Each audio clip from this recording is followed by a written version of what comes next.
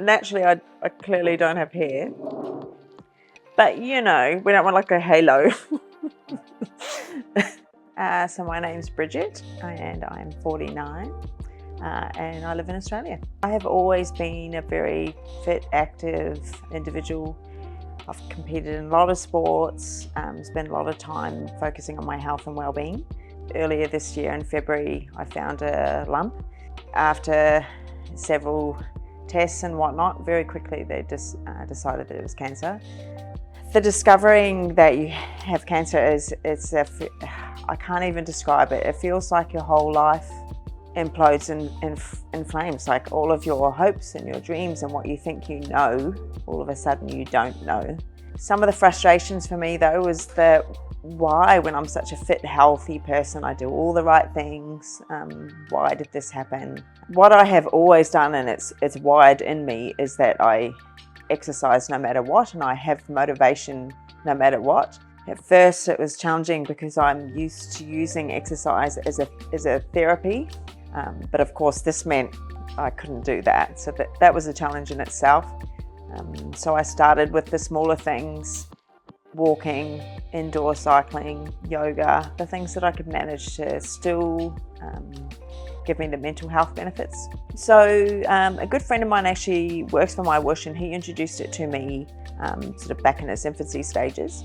The thing I liked about it most right from the outset was that it's very honest and very real-like. Having spent a lot of time riding outdoors, I know what it feels like to ride outdoors. I know how hard it is. I know what kind of realistic paces you can do. And I liked that from the interim that was present. So from then on, I suppose I was hooked with MyWhoosh, and I've continued to use it whenever I do any indoor work as my platform. I love it. I love that I can get that buzz in a safe environment. I'm not worried about crashing. And yeah, I can still get that enjoyment. I'm currently doing what's called Sunday Race Club, which is every Sunday night. It's great, love it.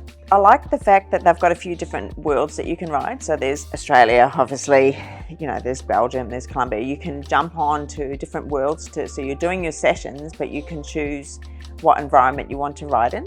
You can have a look at the different environment as it passes, and I'm the one that's kind of taking screenshots and uploading it to my Strava later so that people can see this cool environment that I get to ride in. And then of course the racing, the racing is in itself, you've got all the data there, so you can see who you're racing, you can see what their output is like, you can see what's coming up, you can see what zone you're in, what heart rate you're in.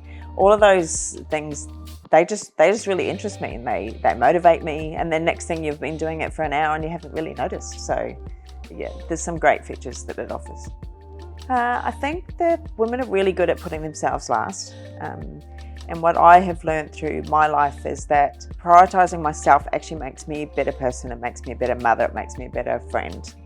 Because I think that prioritizing your health and well-being is really important. And I think a lot of women, as I say, tend to skip that. If I can really be an example to anybody, you just don't know when your life's going to change.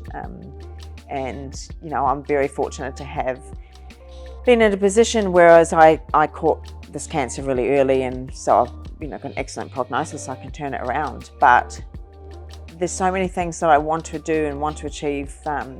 For example, I want to go cycling to Europe next year.